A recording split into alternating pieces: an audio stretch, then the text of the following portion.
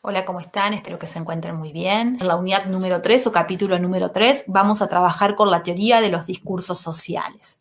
¿Se acuerdan que, tal como venimos hablando desde hace varias clases, cada una de las unidades o capítulos, digamos, del manual o las unidades del programa tienen relación con las anteriores? ¿Sí? No es que se trata de unidades que están totalmente compartimentadas y sin ningún tipo de relación, sino que por el contrario son unidades que se van vinculando y que van funcionando, digamos, a la manera, de una manera acumulativa, digamos, porque cada una de las unidades o capítulos que vamos leyendo retoma cuestiones que estuvimos trabajando con anterioridad.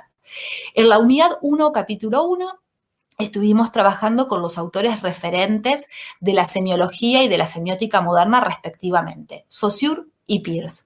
Básicamente, estos autores que son referentes, ¿sí?, de la disciplina, digamos, obviamente han construido teorías sobre los signos que han sido retomadas, ¿sí?, por camadas de semiólogos posteriores. ¿Se acuerdan que habíamos dicho que si tuviéramos que periodizar históricamente, digamos, a la semiología, nosotros podríamos decir que hay distintos periodos o generaciones? Hay una primera etapa de semiólogos que se desarrolla entre los años 50 y 60, que son herederos de Saussure, herederos del estructuralismo de Saussure, y que básicamente retoman sus categorías para aplicarlas al análisis del discurso. Y eso es lo que vimos en la unidad número 2, cuando trabajamos a Bakhtin, a la teoría de la enunciación fundamentalmente, vimos autores como Jacobson. Luego trabajamos con la pragmática lingüística y demás, pero digamos que fundamentalmente la herencia de Saussure o la discusión con Saussure se ve claramente con Bakhtin y se ve claramente, digamos, con la teoría de la enunciación. Básicamente, luego, a partir de los años 70, dentro del campo de la semiología, se empieza a utilizar un concepto que no era nuevo, pero que sí cobra protagonismo y que es el concepto de discurso.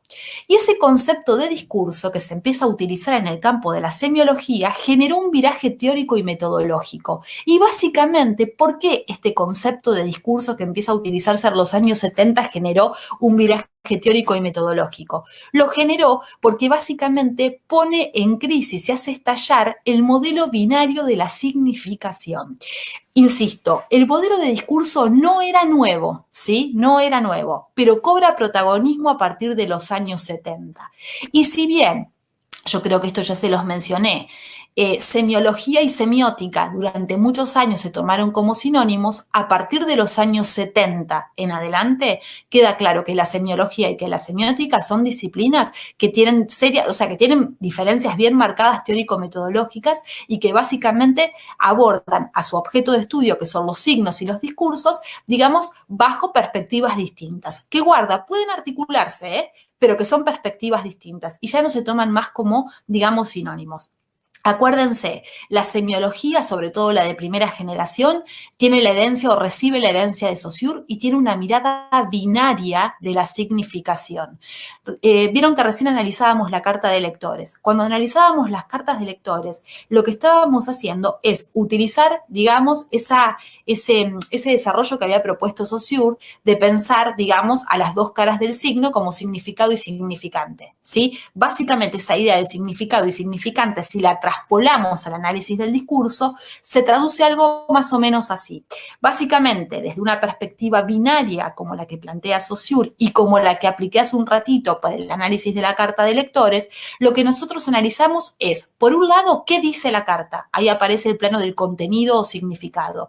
Y por el otro lado, lo que analizamos es cómo lo dice, de qué manera. Y ahí aparece el plano significante. Entonces, dentro de lo que es una perspectiva binaria, como lo es la teoría de la enunciación, que recibe la herencia de Saussure, básicamente lo que hacemos es quedarnos en un análisis inmanente, interno del enunciado, y básicamente reparamos en marcas textuales, ¿sí?, que nos permiten reconstruir el proceso de enunciación. Pero fíjense que dentro de lo que es la teoría de la enunciación que vimos en unidad 2 y que acabo de aplicar al ejemplo de la carta de lectores, es una perspectiva binaria que justamente repara en qué dicen los textos, cuál es su contenido y cómo lo dicen, ¿sí? Y lo que hace la teoría de la enunciación es reparar en un análisis interno del enunciado. Básicamente, el concepto de discurso rompe con esta perspectiva binaria porque toma a su cargo el pensamiento ternario de la significación. A partir de la unidad 3 vamos a trabajar con un conjunto de autores, entre ellos y puntualmente el semiólogo argentino Eliseo Verón, que retoma el pensamiento de Peirce. Acuérdense que es un pensamiento ternario de la significación porque trabaja con 3 elementos, signo, objeto, interpretante, ¿se acuerdan? Bueno, es un pensamiento ternario porque trabaja con 3 elementos. Y el de Saussure es un pensamiento binario porque trabaja con 2 elementos, con pares conceptuales, significado, significante, mutable e inmutable, diacronía, sincronía. Digo, Saussure es binario, Peirce es ternario. Y básicamente lo que vamos a empezar a trabajar en la unidad 3 y en el capítulo 3 es justamente, vamos a empezar, mejor dicho, con la teoría de los discursos sociales, que es una teoría que justamente retoma el pensamiento de Peirce y que rompe con el enfoque binario, ¿sí? Pero guarda, rompe con el enfoque binario para después rearticularlo. Y ahora vamos a ver cómo. Básicamente, Eliseo Verón, que es el autor con el que vamos a trabajar, es quien elabora lo que se conoce con el nombre de teoría de los discursos sociales, que ahora se los voy a explicar, como también les voy a explicar qué es un discurso. Básicamente, esta semiología de segunda generación, ¿sí?, que se desarrolla justamente a partir de los años 70, lo que hace es retomar el pensamiento de Peirce. Y en el caso concreto de Verón, podríamos decir que lo que hace Verón es tomar la teoría de Peirce y agregar la palabra social. Acuérdense que en Peirce la palabra social no aparece. Peirce habla de relaciones entre signos, Peirce habla justamente de comunidad, de consensos, de verdades que se consensúan, pero no habla de sociedad. En todo caso habla de comunidad. El que va a hablar de lo social es Verón. Entonces, Verón lo que va a hacer es retomar la teoría de Peirce y agregar la palabra social, sí, que no es menor que agregue la palabra social, y ahora vamos a ver por qué, y obviamente que se van a producir estos desplazamientos. En vez de hablar de signo o representamen, va a hablar de discurso.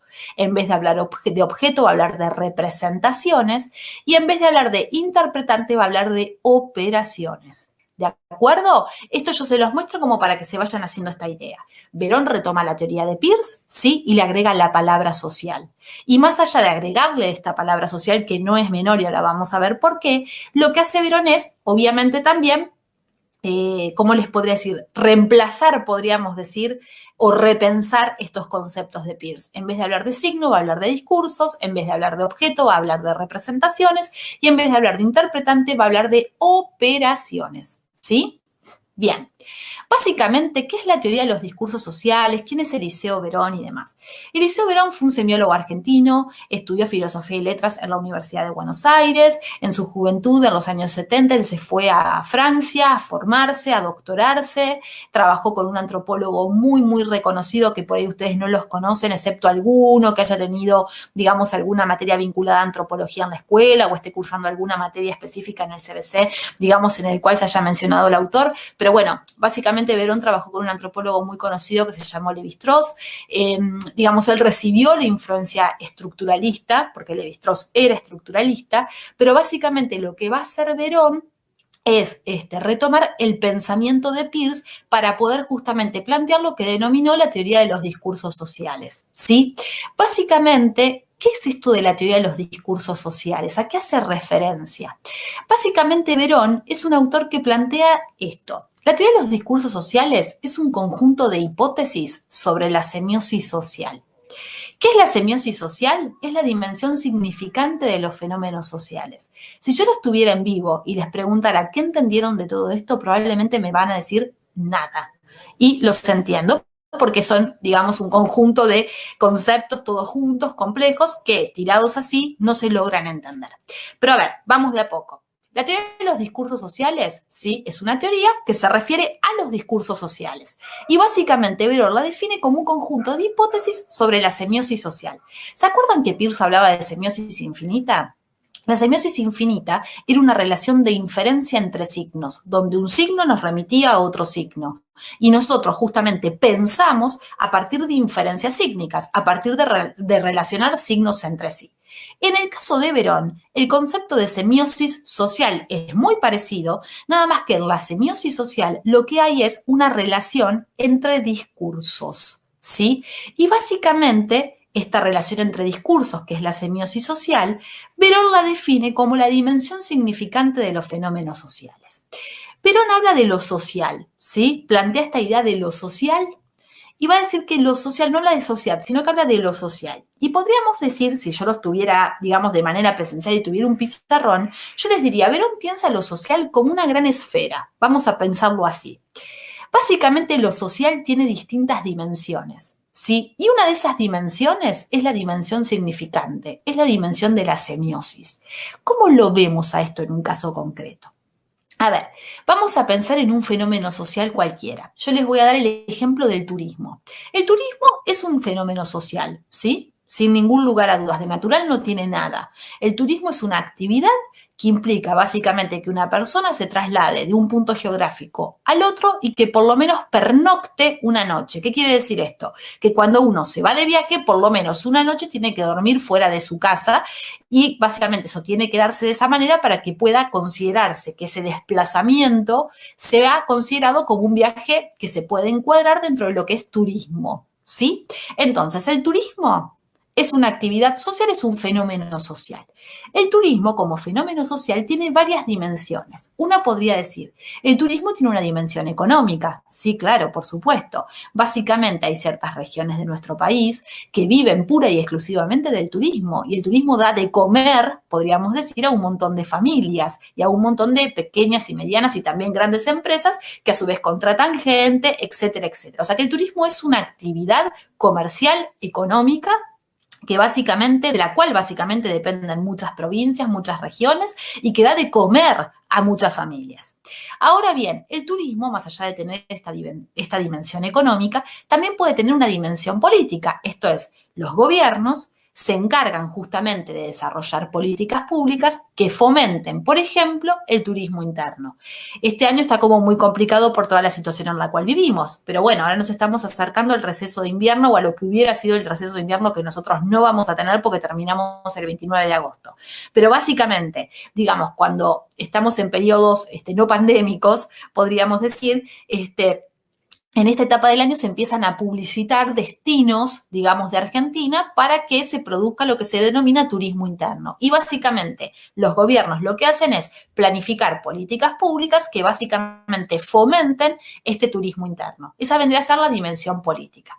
Por otro lado, hay una dimensión, podríamos decir, que es la dimensión de la semiosis social, que es la dimensión significante de los fenómenos sociales. ¿Qué quiere decir que un fenómeno social tiene una dimensión significante? Quiere decir que hay una dimensión de esos fenómenos sociales que tiene que ver con el sentido que tiene ese fenómeno social dentro, ¿sí?, de la sociedad en la cual está inserto. Entonces, si volvemos al caso del turismo, ¿es lo mismo que yo les diga que en el verano voy a ser, por favor, que no se malinterprete, voy a ser bien prejuiciosa y voy a estereotipar bien el ejemplo para que se entienda dónde apunta esto de lo social, de la semiosis social y de la dimensión significante de los fenómenos sociales? Básicamente, es lo mismo que yo les diga que en el verano me fui unos días a Las Toninas, que me fui a Punta del Este. ¿Es lo mismo? El sentido, la dimensión significante de ese viaje, ¿es lo mismo? Digamos, ¿es lo mismo decir que me fui a Las Toninas que me fui a Punta del Este? Probablemente no. ¿Y por qué no? Y porque se consideraría que Punta del Este es un destino más exclusivo, que digamos está preparado para determinado tipo de público, clase media por lo menos un poco más acomodada, con ciertas aspiraciones, digamos, en los consumos, mientras que Las Toninas puede pensarse como un ejemplo, digamos, de un destino más popular, más barato, menos lujoso, digamos, y para muchos hasta, digamos, ni siquiera digno de mencionar como lugar para el cual se han ido de vacaciones. Digo, el ejemplo es bien estereotipado, he estado en Las Toninas, amo ese lugar, tengo familiares, no tengo ningún problema, digo, lo hago, pero de manera bien prejuiciosa para que se entienda, ¿sí? Entonces, básicamente, fíjense cómo un mismo fenómeno, en este caso el turismo, puede tener distintas dimensiones, ¿sí? Una dimensión política, una dimensión económica y también una dimensión que tiene que ver con el sentido. Entonces, la semiosis social es la dimensión significante de los fenómenos sociales y tiene que ver con el sentido que tienen esos fenómenos sociales al interior, ¿sí? De la sociedad de la cual forman parte. Y básicamente acá Verón hace una afirmación que es muy interesante, que es discutible, pero es muy interesante, y es la siguiente. Verón dice, con este concepto de semiosis social, yo no quiero decir que todo se reduce a algo semiótico, por supuesto que no. Sin embargo, los fenómenos sociales, sin esta dimensión significante, no tendrían razón de ser, porque no tendrían ningún sentido, digamos, para la sociedad. Es muy interesante el planteo que hace, porque por un lado dice, no todos los fenómenos sociales pueden reducirse a una cuestión semiótica, sin embargo, sin esta dimensión significante, sin esta dimensión vinculada a la semiosis social, los fenómenos sociales no tendrían razón de ser, ¿sí? Y es muy interesante, digamos, el planteo que él hace. Este ejemplo del turismo que yo les doy, digamos, es uno de los tantos ejemplos que les puedo dar. Digo, podemos pensar también en la telefonía celular, en los celulares que utilizamos. Digo, un celular lo podemos pensar desde una dimensión tecnológica, económica, política, digamos, por ejemplo, económica, porque sabemos que es una industria, la del desarrollo, digamos, de telecomunicaciones. Obviamente que hay una cuestión tecnológica, una dimensión que tiene que ver con lo tecnológico y con el desarrollo tecnológico, y también con una cuestión política, ¿sí? De cómo se regulan justamente las comunicaciones, o mejor dicho, las telecomunicaciones. Sin embargo, todo lo que tiene que ver con telefonía celular y con los teléfonos que utilizamos para comunicarnos, también aparece la dimensión significante, la dimensión de la semiosis. Ya he dado el ejemplo, pero me viene bárbaro de nuevo. ¿Es lo mismo decirles que tengo un iPhone último modelo que tengo un VGH? No, o sea, lo significante, el sentido que tiene eso es completamente diferente. ¿Se entiende? Hoy, porque tener un iPhone da mucho más estatus que un VGH será para una vieja que apenas sabe utilizar el teléfono o para sacarla del paso, pero no de ninguna manera, digo, estoy siendo bien estereotipada en lo que digo y bien, digamos, chocante los ejemplos que doy para que se entienda cómo funciona esta dimensión significante. Y fíjense que todos los fenómenos sociales, en una de sus dimensiones, tiene justamente o se relaciona con la semiosis social. Y la semiosis social, esta dimensión significante, tiene que ver con el sentido que le otorgamos, ¿sí? A estos fenómenos sociales. Ahora bien, la semiosis social, al igual que la semiosis infinita que planteaba Peirce, es infinita, ¿sí? Básicamente la semiosis social implica una relación infinita entre discursos, ¿sí? Y básicamente Verón lo que va a decir es que la semiosis social es un proceso y que básicamente se puede acceder al estudio de la semiosis a partir de recortes, a partir de fragmentos que realiza el analista. Y esos recortes, esos fragmentos, son los discursos. Verón define a los discursos como configuraciones espaciotemporales de sentido. ¿Qué quiere decir esto? Que los discursos son recortes, son fragmentos que hace el analista del discurso y básicamente bajo determinada perspectiva teórico-metodológica y con determinadas herramientas, recorta un fragmento de la semiosis para poder hacer un estudio parcial de fenómenos que son, digamos, mucho más amplios y que son inabarcables en su totalidad. Les voy a dar un ejemplo. Básicamente, cuando nosotros estudiamos historia, ¿sí? ¿Cómo hacemos para poder acceder al conocimiento de procesos que han ocurrido en el siglo XVIII o del siglo XIX? Lo hacemos a partir de manuales de historia o de textos de historia. Esos manuales de historia que leemos en la escuela o esos textos de historia que leemos en la escuela son recortes, son fragmentos que realiza el historiador, ¿sí? Y básicamente se dedica a contar esa parte de la historia, ¿sí? A partir de cierta investigación de archivo que pueda hacer ese historiador. Básicamente lo va a hacer desde una determinada perspectiva, por supuesto, política e ideológica, porque en la historia, digamos, dependiendo del historiador al cual leamos, podemos ver que el cómo se cuenta o se reconstruye la historia puede variar sensiblemente, aun cuando estemos hablando de un mismo proceso, pero lo cierto es que en este caso, por ejemplo, el historiador lo que hace es recortar un pedacito de la historia, ¿sí? Y contárnosla para que podamos acceder parcialmente a un conocimiento de ese proceso que es mucho más amplio. Esto se ve bien cuando trabajamos el tema, usamos como ejemplo las efemérides en la escuela. Vieron que cuando llega el 25 de mayo se habla del primer gobierno patrio, cuando llega el 9 de julio hablamos de la independencia. Bueno, a partir de la efeméride, que es, digamos, la metodología de enseñanza de la historia, por lo menos en la escuela primaria, básicamente lo que ahí vemos es cómo se presentan recortes, cómo se presentan fragmentos, que son discursos, ¿sí? Que remiten a un proceso que es mucho más amplio. Digo, la declaración de la independencia el 9 de julio o el primer gobierno patrio el 25 de mayo de 1810, esto es unos años previos, no son hechos que surgen de la nada, ¿sí? Son episodios concretos que vendrían a funcionar como corolario de todo un proceso anterior que es mucho más amplio y que es mucho más complejo. Básicamente, a través de los discursos, lo que nosotros hacemos es hacer un recorte de esos procesos que son mucho más amplios y básicamente a partir de esos procesos, de esos recortes, perdón, de esos fragmentos que son los discursos, lo que hacemos es tratar de estudiar aspectos parciales, ¿sí? De ese proceso que es mucho más amplio. Y básicamente insisto con esto, fíjense que dependiendo del historiador al que se lea, la versión de la historia que leemos puede variar muy sensiblemente aun cuando estemos haciendo referencia a un mismo hecho o a un mismo proceso. Así que acuérdense, ¿qué son los discursos sociales? Los discursos sociales son recortes, son fragmentos que realiza el analista de la semiosis. La semiosis es un proceso amplio y para poder acceder a su estudio se hacen pequeños recortes o fragmentos que son los discursos y a partir de los discursos podemos acceder a un estudio parcial de la semiosis. Básicamente lo que va a decir Verón es que en los discursos queda materializado el sentido. O sea, en esos recortes que hace el analista, en esos fragmentos que recorta el analista, queda justamente materializado, plasmado el sentido. Y a partir de esos discursos podemos analizar procesos más amplios. Acuérdense que esos recortes, que esos fragmentos que realiza el analista no los hace de la nada, los hace bajo determinada perspectiva teórica o metodológica y utilizando determinadas herramientas, ¿sí? Para poder hacer ese recorte que metodológicamente sea válido, ¿de acuerdo? Y a partir de esos discursos, que son recortes, lo que hacemos es justamente apuntar al estudio de procesos más amplios. La teoría de los discursos sociales parte de una doble hipótesis. Parte de considerar que todo proceso social es en una de sus dimensiones un proceso de producción de sentido.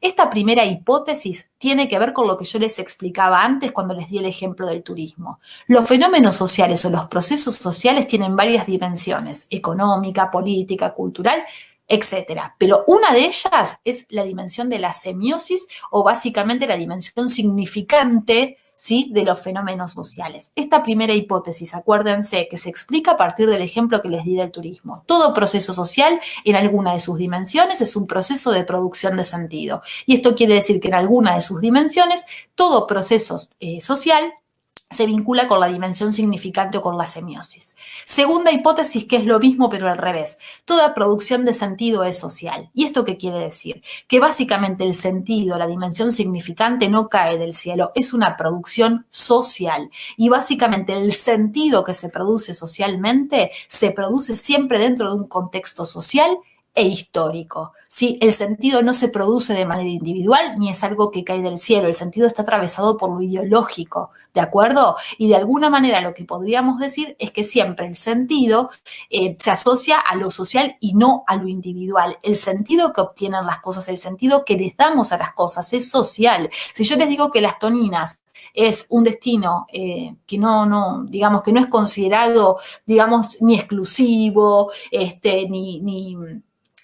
digamos, ni siquiera casi ni digno de ser mencionado como destino turístico, que lo estoy exagerando por supuesto, esto lo estoy haciendo para marcarles que socialmente construimos estos sentidos. Esto no es una apreciación personal e individual mía. Socialmente estos sentidos circulan de que hay destinos que son más exclusivos que otros, ¿sí? Digo, y esto no es una apreciación individual, es una construcción social.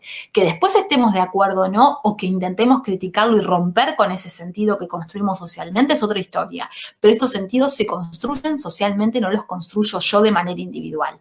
Y acuérdense que esta producción de sentido que es social siempre remite a un contexto social e histórico en el cual justamente emergen y se producen estos sentidos que les otorgamos a los procesos sociales o a los fenómenos sociales.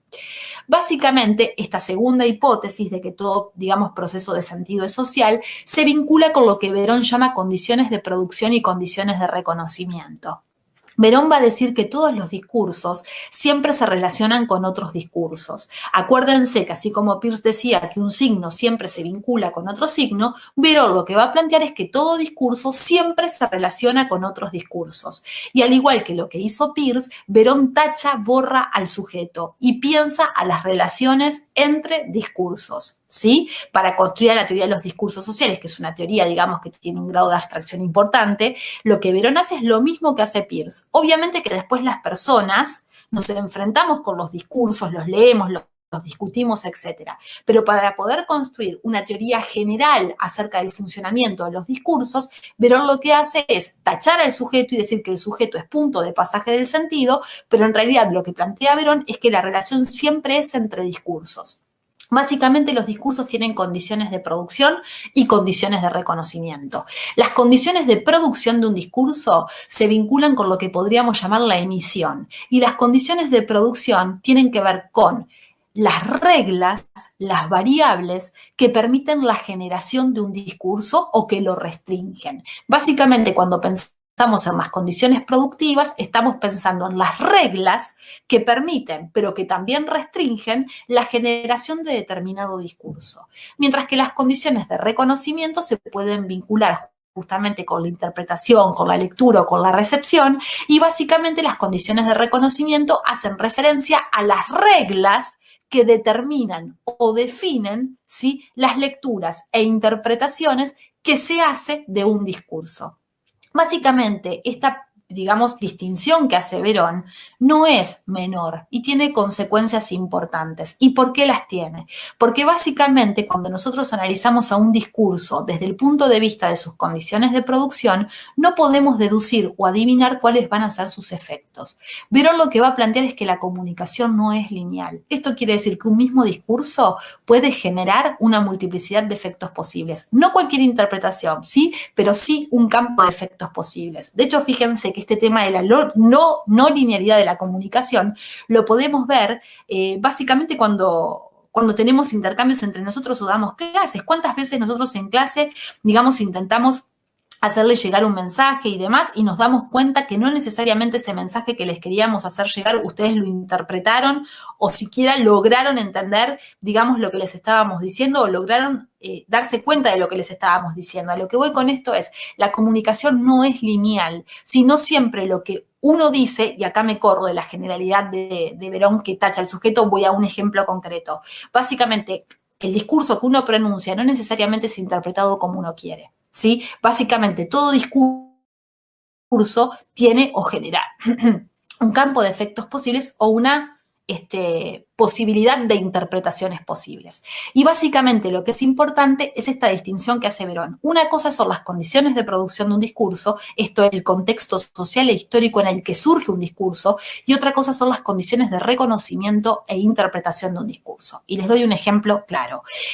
Hubo un escándalo hace un tiempo por un programa de televisión que ustedes se deben acordar, que emitía Telefe, que era de Francella, Poné a Francella, en el cual en ese programa, que era un programa de sketch, de humor y demás, es un programa que se transmitía en los 2000, en los tempranos 2001, 2002, por ahí, digamos. Era un programa en el que había un sketch en el cual Francella protagonizaba con Julieta Prandi hacía de amiga de su hija, que era Florencia Peña, si mal no recuerdo, o sí, creo que sí, que era Florencia Peña la que hacía de su hija, o no, puede ser que esté equivocada, pero digo, bueno, Julieta Prandi hacía de amiga de la hija de Francella, y básicamente Francella estaba totalmente embobado y enamorado de la amiga de su hija, lo cual obviamente en ese momento generaba risas.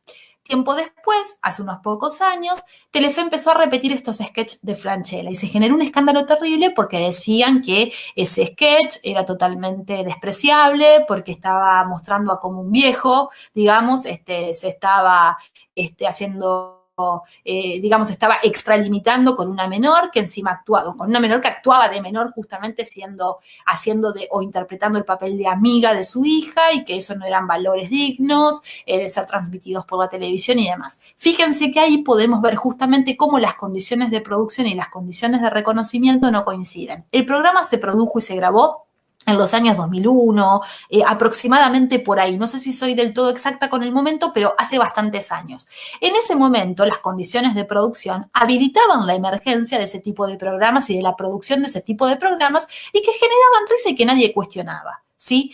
Muchos años después, bastantes años después, más de 10 años después, cuando ese programa se vuelve a emitir, las condiciones de reconocimiento o interpretación cambiaron. Y básicamente un programa que años atrás era visto como un programa para la familia y para reírse, empieza a ser condenado, porque básicamente hay un sketch que no se considera apropiado. Entonces, ¿qué es lo que nos está diciendo esto? Que las condiciones de producción, esto es las condiciones de emisión, de emergencia de un discurso, no coinciden necesariamente con las condiciones de reconocimiento, recepción o interpretación de ese discurso. Son dos momentos distintos. Y cuando uno se postula como analista del discurso, siempre tiene que definir qué es lo que va a estudiar. Va a estudiar o las condiciones de producción o las condiciones de reconocimiento, ¿sí? Porque básicamente si nosotros analizamos las condiciones de producción, no podemos adivinar qué efectos va a causar ese texto, ¿sí? Básicamente para poder saber cuál es la recepción que se hace de ese texto, vamos a tener que esperar a poder hacer un estudio en recepción, digamos, poder analizar cómo ese discurso ha circulado socialmente y qué efectos ha generado. Sí, sé que estos conceptos son complejos, piénsenlos, pero, digamos, los podemos seguir charlando en las próximas clases. Luego, Verón va a decir que los textos tienen marcas, o los discursos tienen marcas y huellas. Las marcas son características o propiedades significantes de la superficie textual. Básicamente, nosotros podemos definir a un texto o reconocer a un texto o a un discurso en función de las marcas, de las características que presenta. Y Verón va a decir que esas marcas se convierten en huellas cuando nosotros podemos darnos cuenta que ese texto que tenemos enfrente comparte esas características, ¿sí?, con otros textos que podemos agrupar bajo un mismo género. Ahora lo vamos a ver a esto con el ejemplo de la publicidad, analizar más adelante. ¿Sí? Básicamente, acuérdense, las marcas son características que nos permiten definir con qué tipo de texto nos estamos enfrentando. Y esas marcas se transforman en huellas cuando nos damos cuenta que esas características que presenta ese texto son características que comparte con otros textos del mismo tipo. Y algo que me olvidé de mencionar y que es importante es que Verón, más allá de hablar de condiciones de producción y de condiciones de reconocimiento, también habla de gramáticas, ¿sí? Las gramáticas de producción y las gramáticas de reconocimiento son sumamente parecidas a lo que llamamos condiciones de producción y condiciones de reconocimiento. Básicamente podríamos decir que dentro de las condiciones de producción y dentro de las condiciones de reconocimiento hay reglas que permiten generar textos y hay reglas que determinan la interpretación de los textos. A esas reglas que están dentro de las condiciones de producción como dentro de las condiciones de reconocimiento es lo que Verón va a llamar gramáticas, ¿sí? Ahora, en rigor, el concepto de gramáticas de producción o condiciones de producción, gramáticas de reconocimiento o condiciones de reconocimiento son conceptos sumamente cercanos cuya diferencia es muy sutil.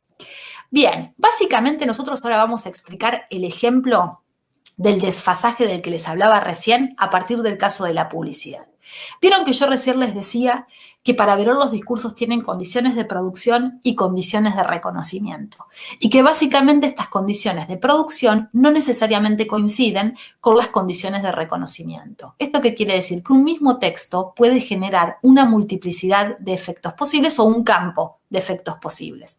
Esto quiere decir que un mismo discurso puede ser interpretado de varias maneras. Por eso la comunicación no es lineal. ¿Sí? No es lineal, porque básicamente no se puede prever cuáles son los efectos que un discurso puede llegar a generar cuando circula socialmente. Y un buen ejemplo para ver el tema del desfasaje, de la desigualdad que hay entre las condiciones de producción y las condiciones de reconocimiento, está el caso de la publicidad. Verón va a decir que la publicidad es un mensaje, ¿sí? Y básicamente es un mensaje o un discurso porque hay un emisor que produce un discurso en un determinado contexto social e histórico y básicamente ese discurso está destinado a circular socialmente y básicamente a llegar a una determinada audiencia y generar en esa audiencia un determinado efecto deseado que en el caso de la publicidad, ¿cuál es? Es el de vender un producto. Básicamente, si nosotros aplicamos el concepto de condiciones de producción y de condiciones de reconocimiento al caso de la publicidad, podríamos decir esto. En el caso de la publicidad, las condiciones de producción siempre es una.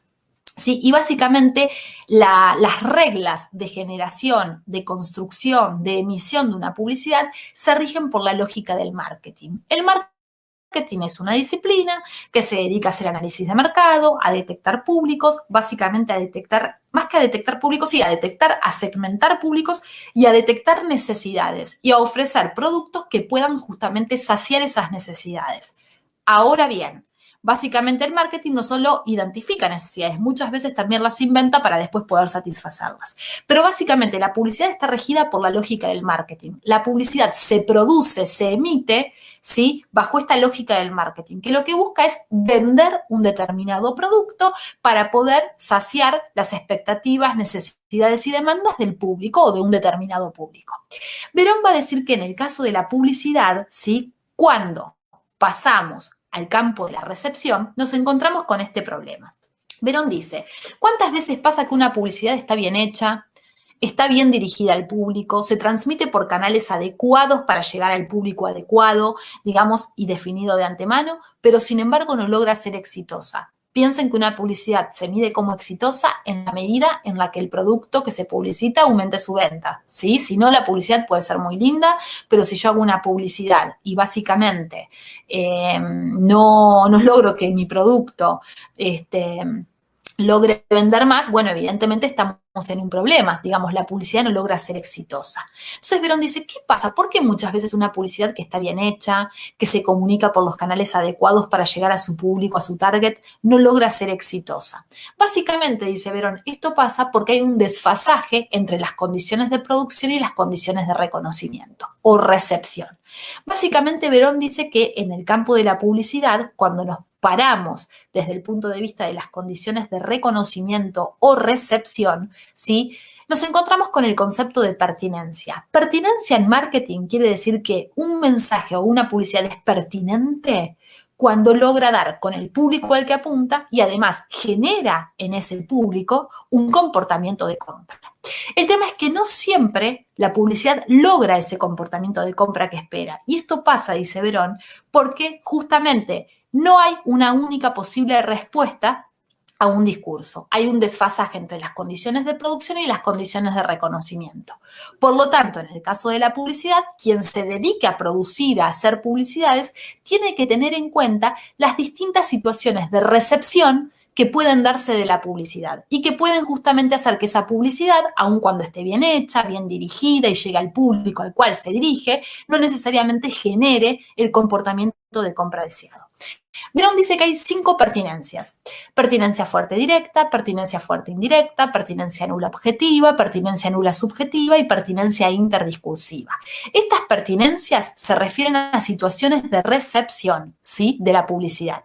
Básicamente, Verón dice que en el caso de la publicidad hay pertinencia fuerte directa cuando una publicidad llega a su público deseado y logra, ¿sí?, la venta, la compra del producto, digamos, logra vender el producto que está publicitando. Por ejemplo, la pertinencia fuerte directa se da cuando, por ejemplo, uno se va a comprar un auto 0 kilómetros y antes de poder retirar el auto 0 kilómetros, el concesionario que nos vende el auto 0 kilómetros nos dice que sí o sí tenemos que contratar un seguro, que ellos trabajan con determinadas empresas de seguro y que hay que elegir entre una de esas empresas para poder retirar el auto. Ahí hay pertinencia fuerte directa, porque las empresas de seguro saben que sí o sí van a ser elegidas por muchos de los usuarios que vayan a retirar su auto, ¿sí? 0 kilómetros y que sí o sí lo tienen que comprar porque si no, no pueden sacar el auto a la calle. Ahí hay pertinencia fuerte directa. El mensaje llega al público que tiene que llegar y genera compra. Luego, pertinencia fuerte indirecta. La pertinencia fuerte indirecta se da cuando en el público uno puede diferenciar al que recomienda un producto del que lo compra, del que lo consume. Y este es el caso de justamente las publicidades infantiles. Una publicidad infantil genera pertinencia fuerte indirecta. ¿Y esto cuándo ocurre? Ocurre así. Los niños miran canales de televisión, bueno, mucha computadora y la verdad que tienen una oferta de contenidos muy amplia. Pero vayamos a la tradicional, cuando son más chiquitos, que miran televisión y miran Disney Channel o miran Discovery Kids, etcétera, entre toda la oferta que tienen. En los cortes publicitarios, los niños son expuestos o se ven expuestos a publicidades de juguetes de todo tipo. El niño es el consumidor y finalmente quien quiere consumir ese producto.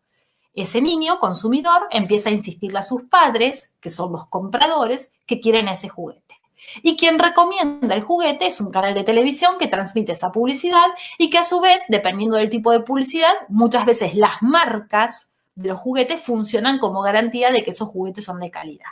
Entonces, básicamente, ahí se produce una pertinencia fuerte indirecta, porque el consumidor, que es el niño, se ve influenciado por alguien que le recomienda el producto y básicamente el niño, que es consumidor, no es necesariamente el que va a pagar el producto, sino que se lo va a pagar el adulto que está a cargo de ese niño. Entonces, el niño tiene que convencer al comprador de que le compre el juguete. Ahí se produce pertinencia fuerte indirecta. Luego, hay pertinencia nula objetiva cuando, si bien un receptor puede ser tranquilamente target perfecto de ese producto que se está publicitando, no lo puede consumir por alguna razón concreta y objetiva. Les doy un ejemplo. Llega el verano y empiezan entre muchos otros productos a ofrecerse, no sé, sillas, mesas para parques, piletas, vieron las que vienen de plástico preconstruidas para instalar en el patio de la casa y demás.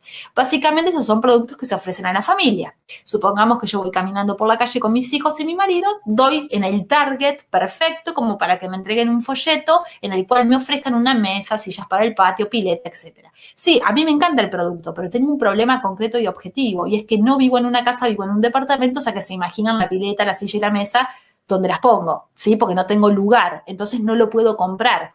Aun cuando a mí me interesa el producto, aun cuando formo parte de un posible target, ¿sí? Que pueda querer adquirir ese producto, no puedo por una razón objetiva, no tengo espacio. Distinto es si yo vivo en una casa, voy caminando por la calle, me ofertan las sillas, la pileta preconstruida y demás, y digo, no, no me gusta, no lo compro porque no me gusta, tengo el espacio pero no me gusta. Ahí lo que se da es pertinencia nula subjetiva. Hay una cuestión de índole subjetiva que no me permite a mí comprar ese producto porque simplemente no me gusta. Y luego está la pertinencia interdiscursiva.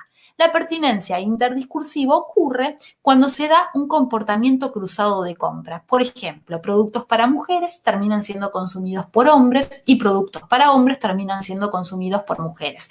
Por ejemplo, Axe es un desodorante que está destinado al público masculino y conozco a muchas mujeres que compraban, por lo menos hace unos años atrás, el Axe porque les gustaba el perfume de ese desodorante y porque además les permitía controlar mejor la transpiración y perdurar, digamos, con perfume durante muchas más horas que se utilizaban fragancias para mujeres. Ahí se da pertinencia interdiscursiva. Un producto para hombres es comprado por mujeres. Y a la inversa, muchos hombres compran cremas, ¿sí? Anti-age, lifting y demás que están dirigidas a un público femenino. Ahora se amplió un poco igual esta idea, pero es que básicamente un producto dirigido al público femenino es comprado justamente por hombres.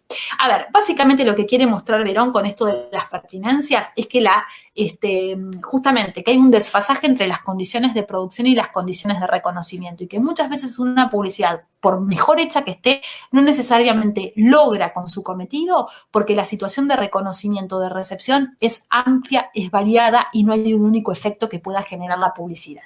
Y con esto cierro. Acá les traje un ejemplo para que pensemos el tema de las pertinencias. Esto es una publicidad de cerveza, ¿sí? Básicamente de cerveza Quilmes. Cerveza Quilmes, al hacer esta publicidad, justamente, ¿qué es lo que está buscando? Lo que está buscando es vender su producto, que es la cerveza.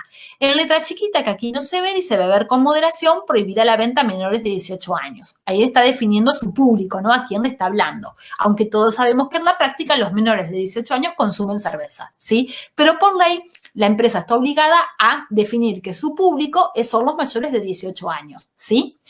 Bien, aun cuando la empresa sabe perfectamente que los menores de 18 años también consumen cerveza y cómo. Y no es lo único, ¿sí? Pero digo, a lo que voy es, concretamente acá tenemos una publicidad que está construida a partir de una lógica que es la lógica del marketing y que es la lógica de tratar de vender el producto. Fíjense cómo está construida la imagen, con la espuma, digamos ahí en el choque de vasos que está como saliéndose el vaso, vemos como la pátina que indica como que la cerveza está fría, la burbuja, digamos, está pensada como para generarnos el deseo de ir y comprar una cerveza a quienes les guste la cerveza.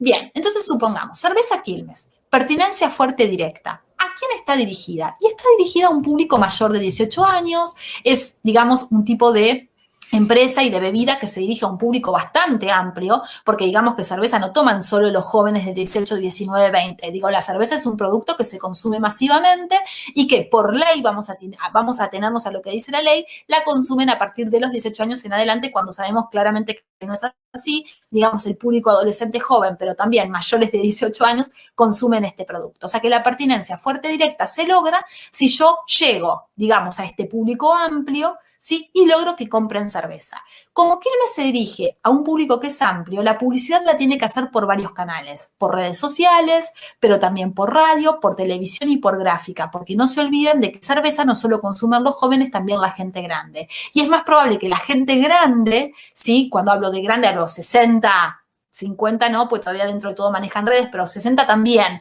Pero digamos, la gente más grande de 60, 70, es más probable que escuche la publicidad por la radio o que la vea por la tele que la busque en Twitter, Instagram o TikTok. ¿Se entiende? Entonces digo, básicamente como Quilmes tiene un público muy amplio al que quiere llegar, la pertinencia fuerte directa la va a lograr publicitando por varios canales y llegando al público, digamos, objetivo que le interesa, que es un público bastante amplio, de acuerdo con la ley, de 18 años en adelante.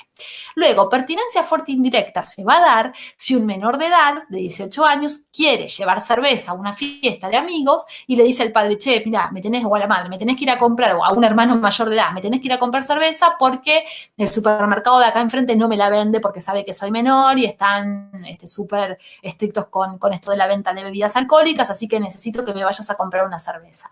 Ahí se da pertinencia fuerte indirecta. El consumidor del producto no lo puede obtener de primera mano porque es menor de edad y manda a un adulto, ¿sí?, a que se la compre y lo tiene que convencer de que se la compre. Y obviamente convencerlo no solo de que le compre la cerveza, sino además de que le compre Quilmes, que es la marca que quiere llevar, ¿sí? Supongamos que le guste Quilmes. Luego, puede darse otra situación. Supongamos que llega el verano, ¿sí? Quilmes pone un parador hermoso en una playa de Gesell, donde sabe que concurre mucho público joven, que es un gran público consumidor de bebida alcohólica, ¿sí? No solo de cerveza, sino de otras también, pero digo, supongamos que la cerveza es una bebida que circula de una manera bastante generalizada. Entonces, bueno, voy, pongo el parador en una playa a la que concurren jóvenes y demás. Sin embargo, no termino de lograr vender todo lo que yo pensé que iba a hacer poniéndome en ese lugar tan estratégico. ¿Qué puede haber pasado? Y bueno, las empresas en esos casos lo que suelen hacer es realizar estudios de mercado. Entonces, ¿por qué no vendí lo que yo quería siendo que me coloqué en un lugar estratégico? Y bueno, puede haber pasado que de repente tuvieron la mala suerte de que les tocó una camada de jóvenes que han sido muchos de ellos diagnosticados con celiaquía. Ustedes saben que la celiaquía es una enfermedad que básicamente se empezó o sea, no es nueva para nada, pero que se empezó a detectar mucho en los últimos años y que tiene que ver con intolerancia, digamos, a los TAC, al trigo, a la avena, al centeno, ¿sí? Digamos, a distintos tipos de cereales que el cuerpo no los resiste. Y la cerveza, ¿sí?, está hecha justamente con cebada, por ejemplo, que son, digamos, sustancias, podríamos decir cereales, podríamos decir, o derivados de cereales, que no son bien tolerados por quienes tienen celiaquía. Entonces, supongamos que tuvieron la mala suerte de ir a parar a una playa en la cual concurrieron muchos jóvenes, muchos de los cuales están diagnosticados con celiaquía y saben que no pueden consumir cerveza, digamos, porque les hace mal.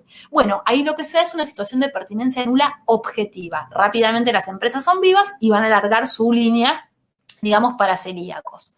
Ahora bien, supongamos que en ese mismo parador, de nuevo, van, lo ponen en una playa de Gesell donde van muchos jóvenes, pero no logran la venta deseada. ¿Qué pasó acá? Hacen un estudio de mercado y por ahí se pueden encontrar con que la mayoría de los jóvenes ha cambiado sus gustos y preferencias y que en vez de cerveza prefieren Fernet con coca. ¿Sí? Les estoy diciendo cualquier cosa, o vodka o lo que sea. Básicamente ahí hay una situación de pertinencia nula subjetiva. Se ha dado básicamente un cambio en los gustos de las personas, ¿sí? O sea, del público al que se apunta. Y es una cuestión subjetiva, si se quiere, y que habría que ver bien por qué se ha dado, digamos, esa modificación en los gustos. Y finalmente la pertinencia interdiscursiva, que tiene que ver con un comportamiento de compra cruzado. A ver, uno podría decir que este producto, que es una bebida alcohólica, está destinado a un público mayor de 18 años. En la práctica sabemos que los adolescentes, por supuesto, consumen cervezas y otras bebidas alcohólicas, pero podríamos decir que se daría una pertinencia interdiscursiva si de repente un nene de 8 años o de 9 años quisiera, en vez de tomar una gaseosa, un jugo o agua, tomar una cerveza.